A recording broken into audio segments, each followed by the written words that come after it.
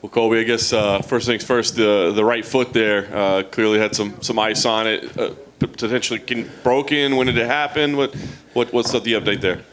Yeah, it was compromised in like the first or second round. I threw like a calf kick and it landed on his knee, and I felt it just explode right away. So it's probably broken. I have to get an x-ray when I get back. But, you know, I was fighting for something bigger than myself tonight. I was fighting for all the people that keep us free here in America, first responders, law enforcement, military.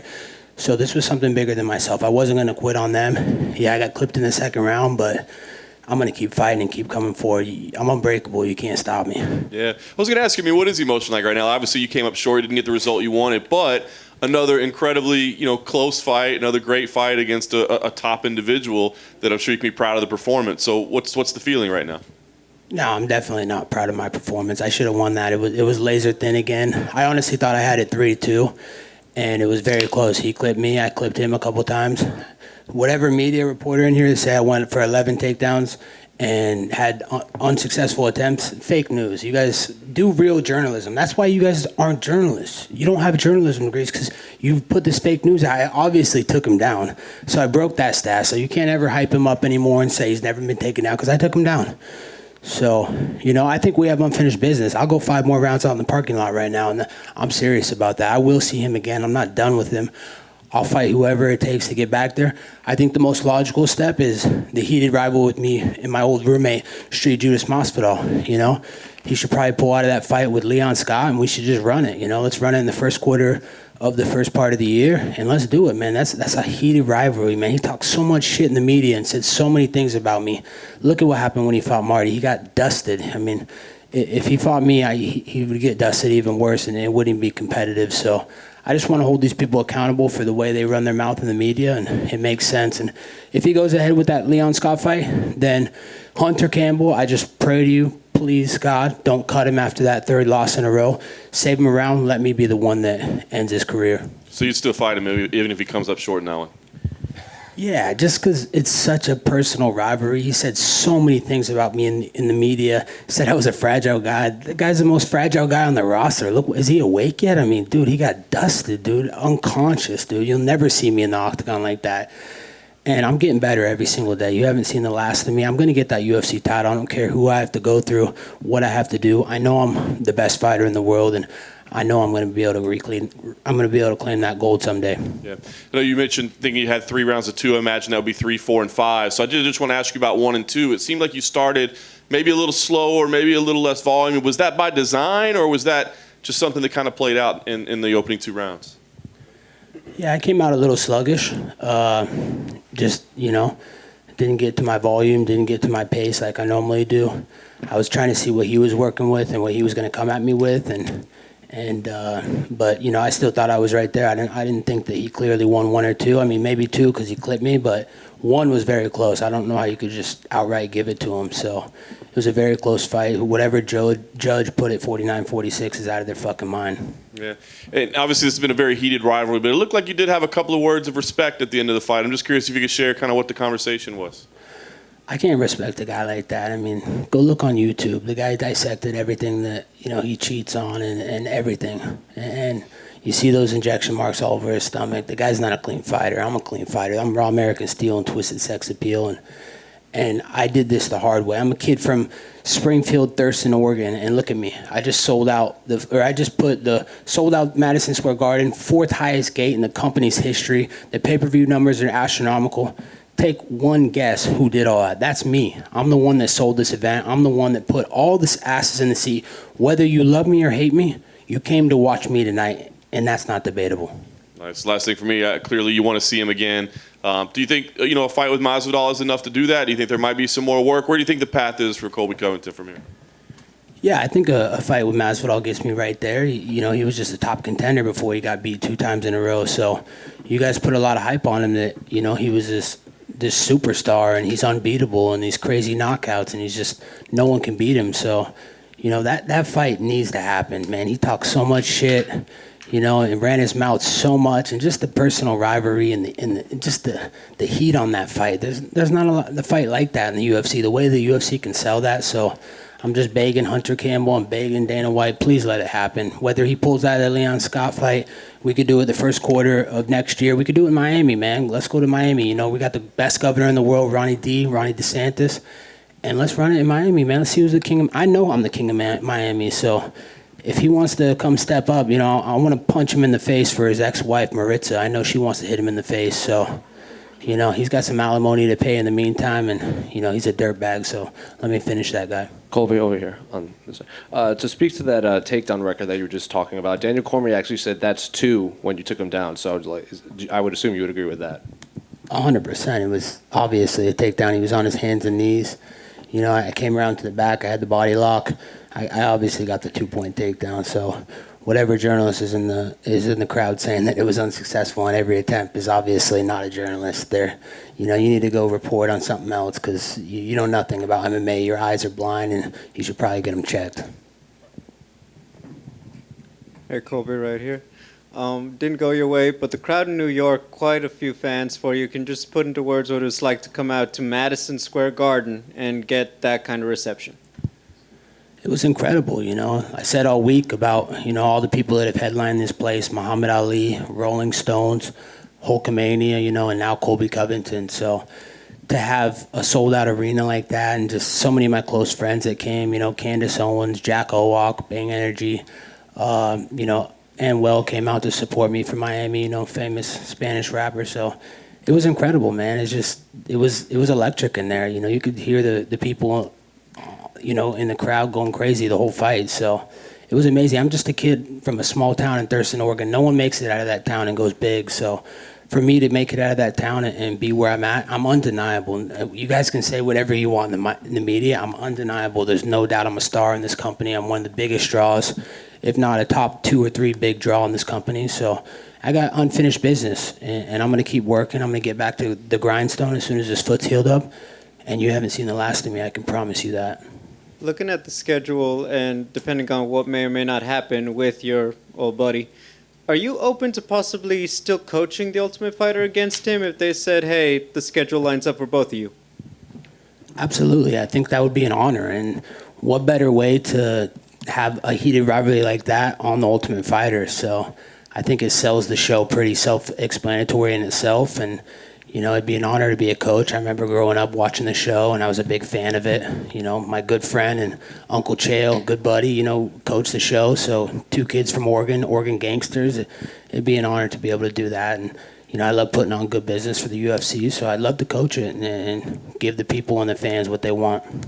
For the record, do you just like the color green, or is it because you got paid? It's a little bit of both, you know. But, you know, I do like green. It's nice when it goes in the bank account. Thank you. Colby, to go back to Tough there, I mean, is that something in terms of timing that you'd want to do? Because it takes a while to film that show, to air it, and I feel like over the past few years you have lost a lot of, you know, opportunities in terms of time off and stuff. Is that something that would come into play if that opportunity came around, not wanting to sit out for a long time again? Yeah, you know, there's 2 sides of the spectrum. I don't want to sit out and keep wasting the prime of my career. I feel like I'm hitting my stride, and I'm getting better every day, you know. I got new good coaches, and Daniel Valverde, Cesar Carnero, Jonathan Lopez, Charlie Weiss. These guys are pushing me every single day, so I still keep seeing leaps and bounds and improvements in my game, and I know the best me and my full potential hasn't came yet. So the biggest thing is I'm a company man. I love putting on good shows for the UFC and selling, you know, tickets and shows and pay-per-views and everything. So if that's what the UFC wants, I'd love to deliver it for them and give them a good show and give the fans what they want, man. That show's been boring, man. There's no animosity. There's no heated rivalries. There's just guys are trying to fake these dramas and these storylines. So let's get a real storyline going with a guy I used to beat up every day in the living room, and let's sell this fight, man. The guy talked reckless. Where's the street car going to be if he ducks me his whole career? Because that's what he just did. Ever since I beat Woodley, he was sitting out. He didn't want to fight me, and there's a reason why. So if he doesn't come out and fight me, he lost all his street cred, and he's a bitch. And I guess if you do have a broken foot, that could, you know, fit in the time frame in terms of recovery, right? Or you could do the show while you heal up. Yeah, we could do the show while I heal up. I don't anticipate it being more than 4 weeks, 6 weeks at most to heal it. So I think the first quarter of next year is a good time for me to come back and fight. And hopefully it lines up for when he wants to fight again. And last thing for me, you set up media day in terms of the first fight. You didn't feel like your coaches at the time were giving you the correct advice between rounds. You mentioned the breathing thing and all that. How do you feel the feedback was and the directive you got tonight differed?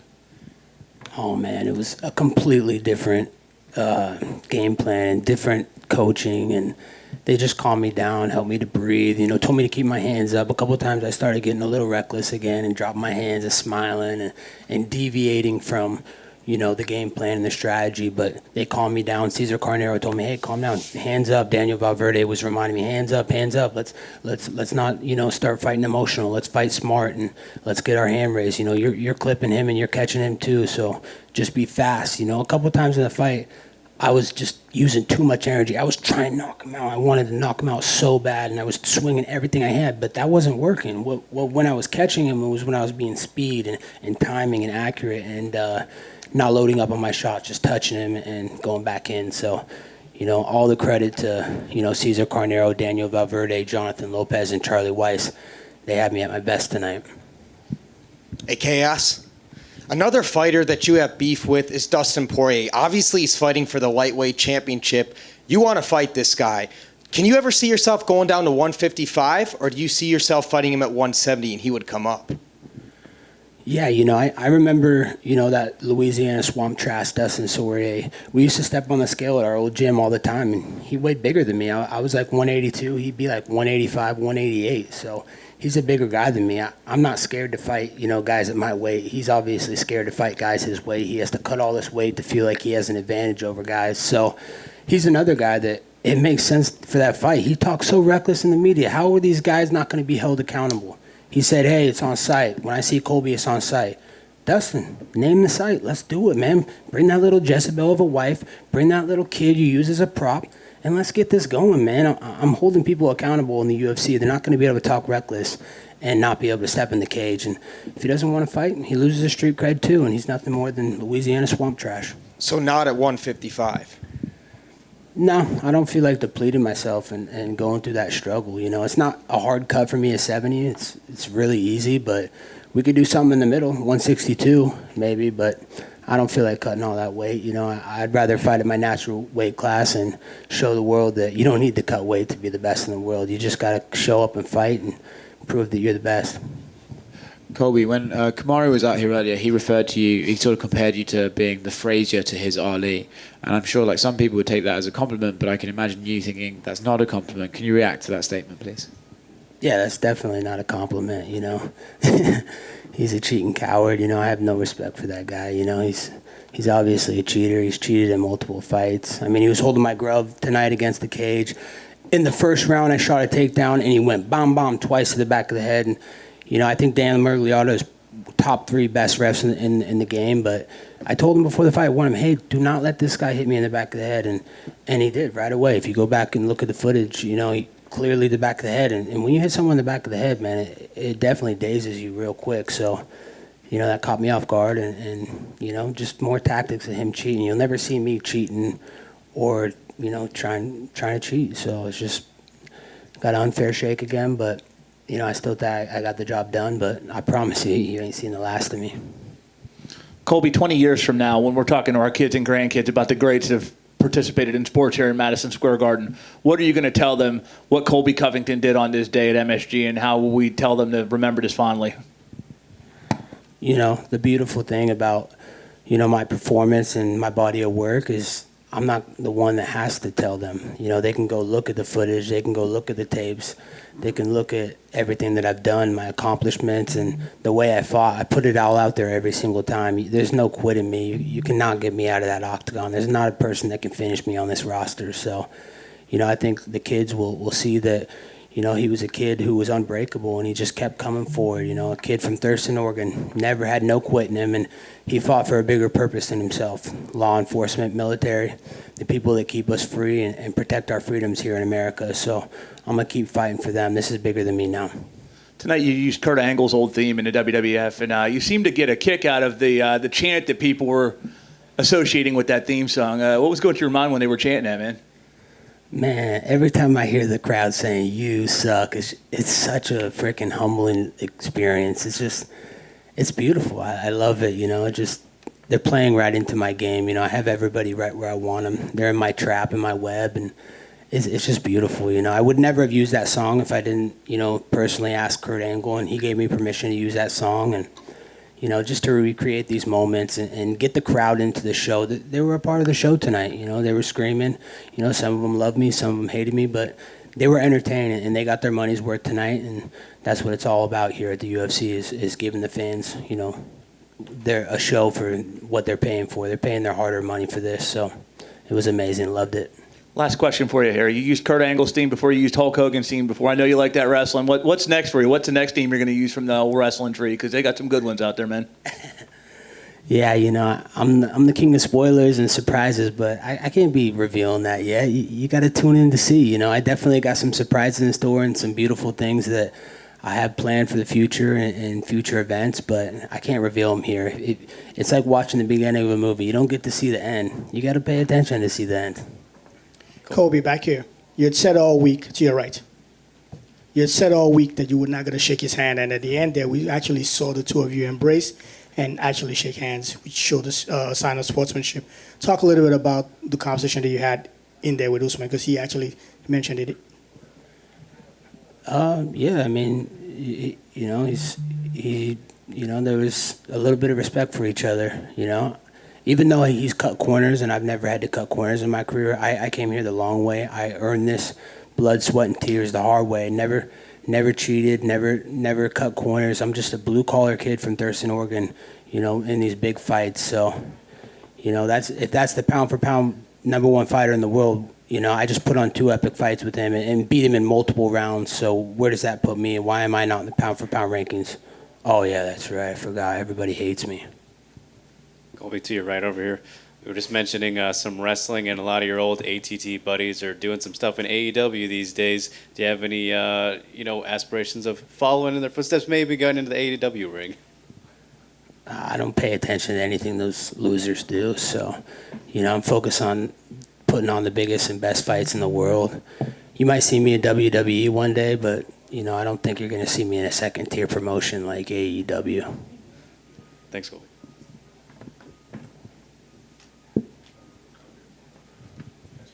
Thanks, guys.